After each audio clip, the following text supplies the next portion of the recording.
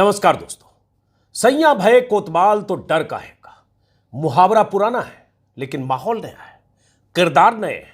समझ तो आप गए ही होंगे कि किस संदर्भ में इस मुहावरे का मैं इस्तेमाल कर रहा हूं। हिंडनबर्ग रिपोर्ट के बाद 10 दिनों से झटके पर झटके झेल रहे गौतम अडानी को उबारने के लिए कोतवाल साहब के सारे सिपाही अपने अपने ढंग से सक्रिय हो गए। बीते 3 दिनों के भीतर कोतवाल साहब के सिपाहियों और उनके महकमों के बयानों से कम ऐसा ही लग रहा है, सब चंगा है, all is well, everything is okay. और अगर सब चंगा है जैसा माहौल बनाया जा रहा है तो उसकी वजह तो आप जानते ही हैं। फिर भी कुछ मैं बताता हूं, सुनते जाइए धैर्य से और इत्मीनान से। आज ही मुझे 3 साल पुराना एक वीडियो दिखा जिसमें मंच पर गौतम भाई अडानी है, सामने अमित भाई शाह है, गुजरात में ऐसे ही बोला जाता है, बगल में योगी आदित्यनाथ है। पूरा हॉल बड़ी बड़ी हस्तियों से भरा है। मंच से गौतम अडानी अमित शाह के लिए जो कह रहे हैं वो आपको जरूर जानना चाहिए। देश की सत्ता और देश के सबसे बड़े अमीर गौतम अडानी का रिश्ता अगर इतनी पुरानी और इतनी ठोस बुनियाद पर टिकी हो तो उसे ऐसे झटकों से उबारा भी जा सकता है, चाहे उसके लिए कोतवाल साहब को कितना भी जोर क्यों ना लगाना पड़े। गौतम अडानी ने अमित शाह के लिए, अमित शाह से अपने रिश्तों को लेकर जो कहा था वो मेरे लिए भी चौंकाने वाली जानकारी की तरह है। अडानी पर सैकड़ों पन्ने पढ़ने के बाद भी ये जानकारी मुझे पहली बार इस वीडियो में देखने के बाद मिली। अपनी अज्ञानता के लिए मैं माफी भी चाहता हूं अगर आपको पता होगा तो, लेकिन इस बारे में मैं आपको आगे बताऊंगा। पहले सुनिए कि आज दिन भर में क्या हुआ। मोदी और अमित शाह से अडानी के ऐसे रिश्ते न होते तो विपक्ष के इतने हंगामे के बाद भी सरकार जांच से बचने की ऐसी कोशिश न कर रही होती। संसद के दोनों सदनों में हंगामा तो आज भी हुआ। संसद परिसर में विपक्षी नेताओं ने नारेबाजी की, जेपीसी की मांग को लेकर दबाव बनाने की कोशिश की। देश के कई हिस्सों में प्रदर्शन हुए। विपक्षी नेताओं ने आपसी एकजुटता दिखाते हुए बैठक की। Congress, DMK, left, JDU, Sapa, आम आदमी पार्टी और ऐसी कई पार्टियों के नेता कहते रह गए कि सरकार जांच कराए, लेकिन मोदी सरकार के सामने इन सब की आवाज नक्कार खाने में तूती की आवाज बनकर रह गई। कांग्रेस नेता जयराम रमेश ने अडानी को लेकर मोदी से हम अडानी के हैं कौन के हैशटैग के साथ हर रोज 3 सवाल पूछने का एक सिलसिला शुरू किया है। कल भी 3 सवाल पूछे थे, आज भी 3 सवाल पूछे गए। कल जो 3 सवाल पूछे थे उसमें उन्होंने ये पूछा था कि वर्षों से आपने प्रवर्तन निदेशालय, सीबीआई, खुफिया राजस्व निदेशालय जैसी एजेंसियों का दुरुपयोग अपने राजनीतिक प्रतिद्वंदियों को डराने, धमकाने, व्यापारिक घरानों को दंडित करने के लिए किया है, जो आपके पूंजीपति मित्रों के वित्तीय हितों के अनुरूप है। अडानी के खिलाफ लगाए जा रहे गंभीर आरोपों की जांच के लिए आपकी तरफ से क्या कार्रवाई की जा रही है या की गई है, इसकी उम्मीद की जा सकती है। यह कैसे संभव है कि भारत के सबसे बड़े बिजनेस घराने में से एक, जिसे हवाई अड्डों और बंदरगाहों में एकाधिकार स्थापित करने की अनुमति दी गई है, लगातार आरोपों में के घेरे में होने के बावजूद लंबे समय से गंभीर जांच से बचता चला आ रहा है। ऐसे ही 3 सवाल ये कल के हैं, ऐसे ही 3 सवाल आज भी हैं। जिसने एलआईसी को लेकर सवाल है कि एलआईसी ने जोखिम भरे अडानी समूह में इतना बड़ा निवेश कैसे किया जबकि निजी फंड प्रबंधकों ने इससे किनारा कर लिया था। क्या यह सुनिश्चित करना सरकार का कर्तव्य नहीं है कि सार्वजनिक क्षेत्र के महत्वपूर्ण वित्तीय संस्थान निवेश करते समय अपने निजी क्षेत्र के समकक्षों की तुलना में सजग रहें, या फिर आपके पूंजीपति मित्रों को लाभ पहुंचाने के लिए आपके मन की बैंकिंग का एक उदाहरण था। आज जो 3 सवाल हैं उसी में है। उसी में तीसरा सवाल है, हिंडनबर्ग के आरोपों के बाद पहली बिकवाली में एलआईसी द्वारा खरीदे गए अडानी समूह के शेयरों का मूल्य 32,000 करोड़ गिर गया, जिससे एलआईसी की स्वयं की स्वीकारोक्ति के मुताबिक 27 जनवरी 2023 को उसके शेयरों का मूल्य 56,000 करोड़ रह गया। तब से अडानी इंफ्रास्ट्रक्चर के कई शेयरों में 50% गिरावट आई है। क्या आप 24 जनवरी के बाद एलआईसी द्वारा अडानी समूह में किए गए निवेश से हुए नुकसान की सही जानकारी साझा करेंगे? ऐसे सवाल, और ऐसे में आपको शेयर धारकों का विश्वास जो कम हो रहा है उसके लिए जांच करनी चाहिए। ये सब उन्होंने सवाल लिखा है, लेकिन क्या इन सवालों का कोई असर होगा, ये देखने की बात है। कुछ और चीजें, इस बीच आज यह भी हुआ कि अडानी की कंपनियों को शेयर बाजार में आज भी हजारों करोड़ का चूना लग गया। मोदी सरकार की वित्त मंत्री से लेकर कई मंत्रियों की तरफ से अडानी संकट पर, जिसे विपक्ष अडानी कांड कह रहा है, लीपापोती के बाद भी अडानी की कंपनियों का नीचे की तरफ लुढ़कना ऐसे जारी रहा। हालांकि गुरुवार और शुक्रवार की तुलना में अगर देखें तो थोड़ी राहत आज जरूर मिली, लेकिन अडानी की कई कंपनियों के शेयर बाजार खुलने से लेकर बंद होने तक लगातार हिचकोले खाते रहे। शाम होते होते 31,534 करोड़ की चपत की खबर आ गई। 31,000 से ज्यादा। बिजनेस इनसाइडर वेबसाइट के मुताबिक 25 जनवरी से अब तक के नुकसान का अगर कुल हिसाब किताब करें तो अडानी की कंपनियों के नेटवर्थ में लगभग 10,88,000 करोड़ स्वाहा हो चुका है, हवा हो गए। आज भी 10 में से 9 कंपनियों के शेयर ने लोअर सर्किट को छू लिया, एकदम बेस टक। आज सुबह सुबह खबर यह भी आई कि ब्रिटेन के स्टैंडर्ड चार्टर्ड बैंक की तरफ से यह कह दिया गया कि अडानी ग्रुप के बॉन्ड्स को मार्जिन लोन के लिए कोलेट्रल के तौर पर स्वीकार नहीं किया जाएगा। यह भी एक झटका है। और ऐसा ही झटका स्विस क्रेडिट की तरफ से और सिटी ग्रुप की तरफ से बीते सप्ताह लगा था, जब उन दोनों ने भी ऐसा ही ऐलान किया था। हालांकि सिटी बैंक की तरफ से अडानी पर कोई लोन नहीं है, फिर भी शेयर बाजार में लग रहे झटकों के बीच ऐसी खबरें अडानी की नींद हराम करने के लिए काफी है। लेकिन जब तक देश के कोतवाल साहब का साथ है, तब तक अडानी साहब के लिए कवच तो मौजूद है। कवच तो समझते हैं, कवच कुंडल। थोड़ी ऊब डूब के बाद कई हाथ उन्हें उबारने के लिए आगे आने लगे। कल के वीडियो में मैंने विस्तार से आपको बताया था। अब अडानी और अमित शाह के जवानी के दिनों के उस रिश्ते की बात, जिसका जिक्र खुद अडानी ने किया है और जिसका जिक्र शुरू में मैंने वीडियो में किया था। दरअसल मुझे करीब 3.5 साल पुराना एक वीडियो दिख गया। यह वीडियो जुलाई 2019 में हुए यूपी के इन्वेस्टर समिट का है। अमित शाह चीफ गेस्ट थे। अपने भाषण के दौरान अडानी उनके साथ अपने पुराने रिश्ते का जिक्र कर रहे थे। वीडियो में जो कहा वो मैं हूबहू आपको बता रहा हूं। कॉपीराइट की वजह से वीडियो को मैं प्ले नहीं कर सकता, क्योंकि आजकल मेरे वीडियो पे कुछ कॉपीराइट भी आता है 10-20 सेकंड चलाने पर। यह भी एक सुनियोजित ढंग से हो रहा होगा, ऐसा मेरा आंकलन। चलिए, बहरहाल उसमें क्या है, अडानी ने कहा, अमित भाई मैं आपको तब से जानता हूं जब हम दोनों करीब 25 साल के थे। उन दिनों अमित भाई पीवीसी पाइप मैन्युफैक्चरिंग की फैक्ट्री चलाते थे और मैं प्लास्टिक में रॉ मटेरियल इंपोर्ट करता था। मेरी नजर में अमित भाई उन चुनिंदा लोगों में से थे जो अपने हर उद्देश्य पर अटल होकर काम करते थे और जिनकी अपने व्यापार के जड़ तक में अच्छी पकड़ थी।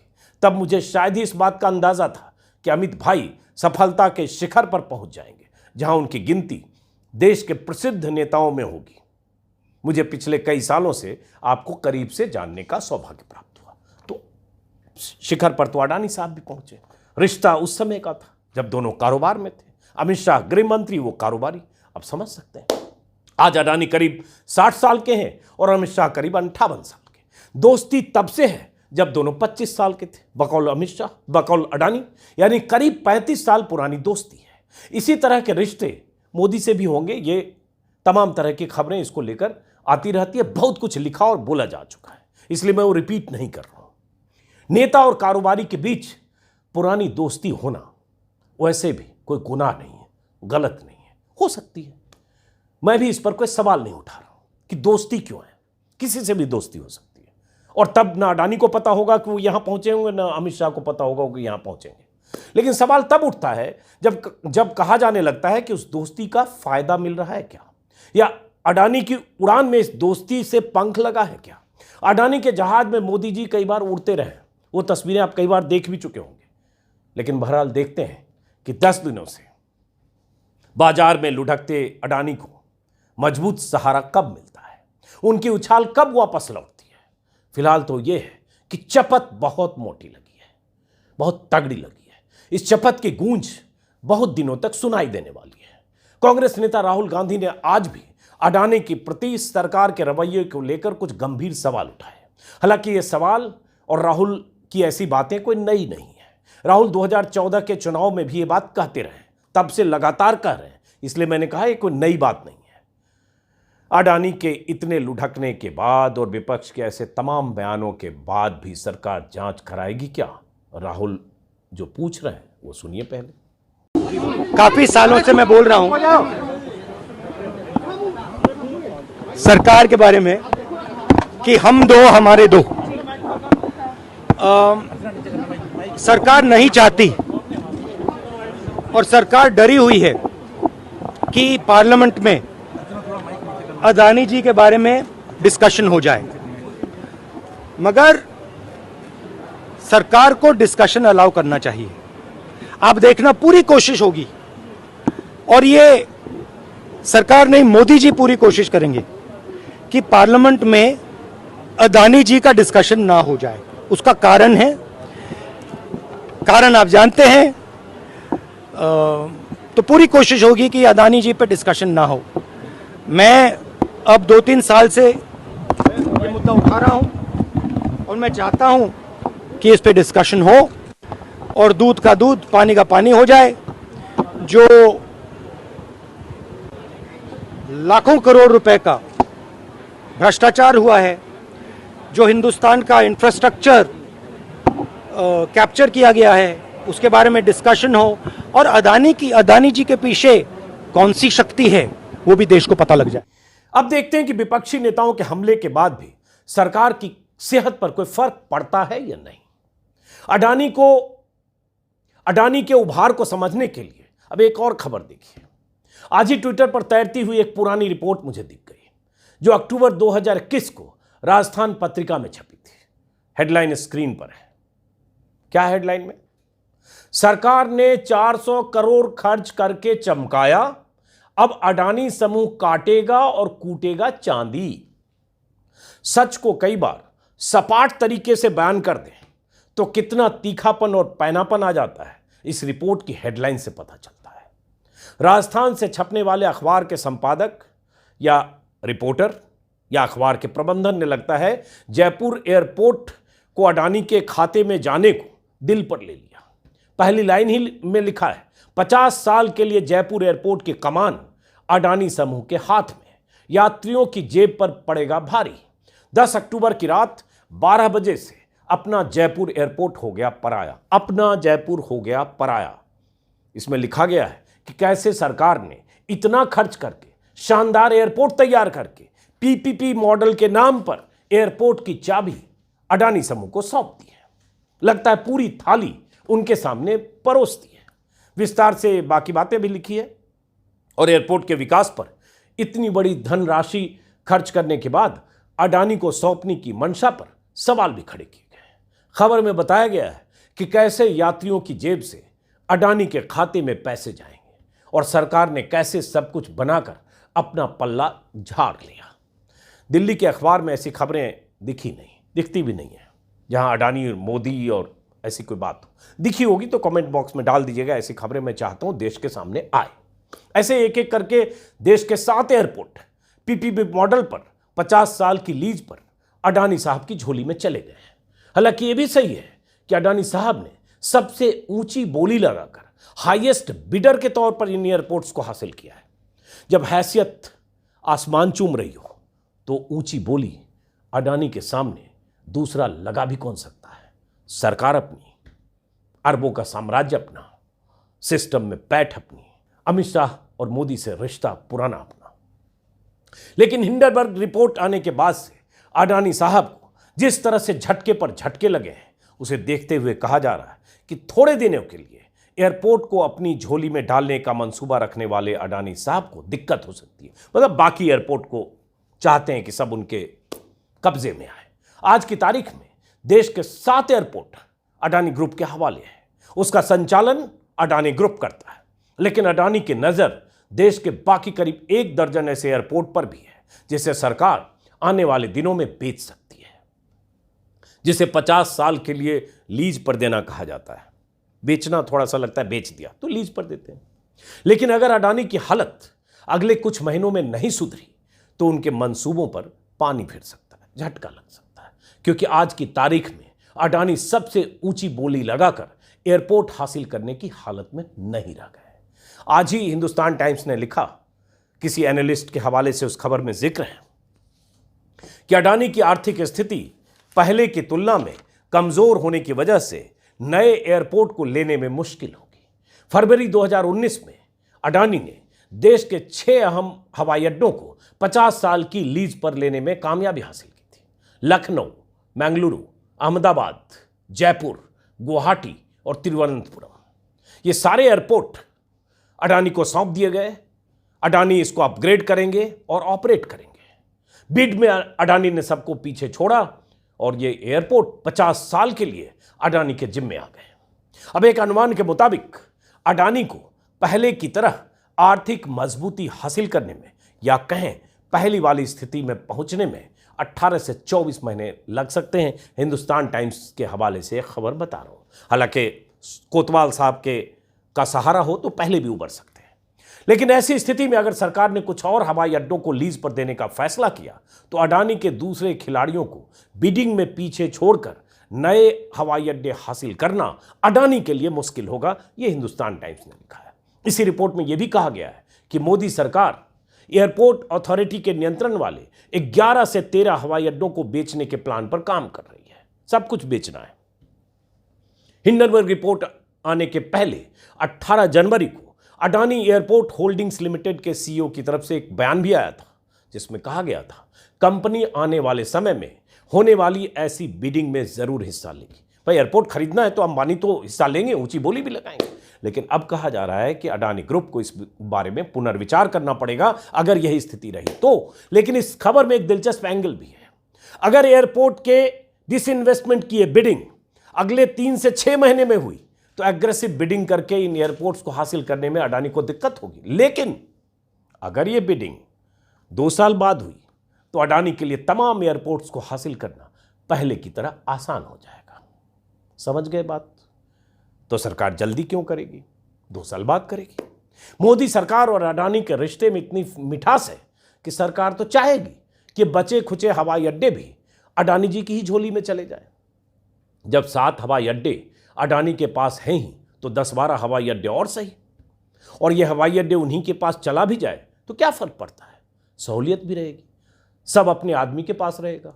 सिंगल विंडो क्लियरेंस की तरह, वो कहते हैं ना सिंगल विंडो क्लियरेंस, तो सिंगल विंडो क्लियरेंस की तरह single owner of all the airports Gautam Adani, सुनने में भी अच्छा लगता है। सरकार का एयरपोर्ट नहीं रहा तो क्या होगा? अडानी जी का तो रहेगा।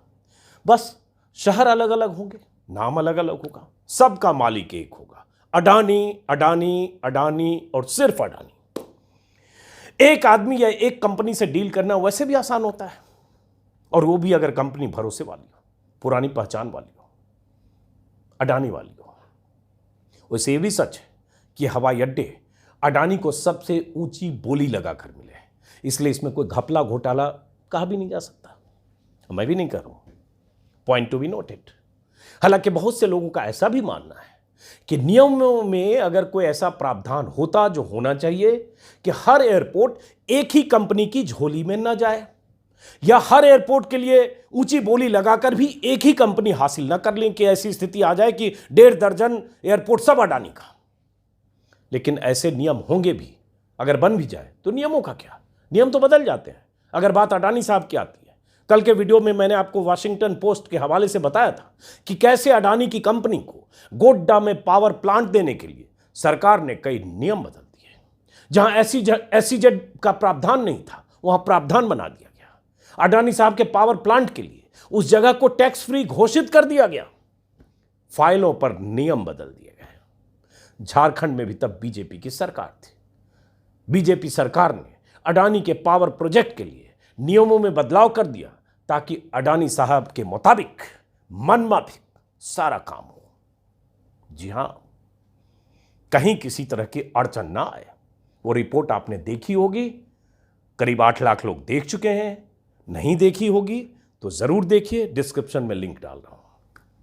आपको पता चलेगा कि बीते सालों में मोदी सरकार और बीजेपी की राज्य सरकारों ने अडानी के रास्ते की अड़चनों को कैसे उखाड़ फेंका है, ऐसे जड़ से, बिल्कुल ऐसे।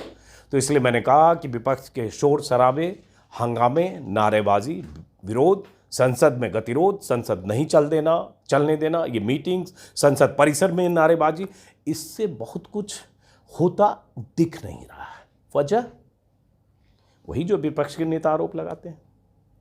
अडानी साहब से मोदी साहब के रिश्ते, अडानी साहब से अमित शाह साहब के रिश्ते, अडानी साहब का ये आसमान में इतने 3, 4, 5 सालों का जो उनकी ऊंची उड़ान है। तो बहरहाल हम इंतजार करते हैं। हाँ, जैसा कि मैंने शुरू में कहा, आज अडानी को झटके कम लगे हैं। कल बाजार खुलेगा, अगले 5 दिन 7 दिन में क्या होता है इस पर हमारी नज़र होगी। इस बीच ये भी हुआ कि हम जैसे लोगों के लिए भी बहुत तरह की बातें फैलाई जा रही है कि साजिशन, हम सब लोग एक बड़ी कंस्पिरेसी का हिस्सा हैं, अडानी के खिलाफ काम करने वाले। तो देखते हैं, इन आरोपों के बीच हम जैसे लोग कोशिश करेंगे कि अपनी बात कहते रहें, क्योंकि जब ऐसी बात कहते हैं जो सत्ता को अप्रिय लगे और देश में वो बड़ा तबका मीडिया का जो सत्ता को खुश करने में लगा रहता है, तो वो ऐसी नैरेटिव घटता है कि जो लोग सत्ता को असहज करने वाले सवाल पूछते हैं या ऐसे वीडियो बनाते हैं, वो कहीं से कंस्पिरेसी का हिस्सा है। बहरहाल इस वीडियो को ख़त्म करते हैं। अगर आपने मेरे YouTube चैनल को सब्सक्राइब नहीं किया तो सब्सक्राइब करें, बहुत ज़रूरी है। सिर्फ सुन के और बस चले जाने से काम नहीं होगा। बगल में एक बेल आइकन है, उसको भी दबाइए और नमस्कार करते हैं।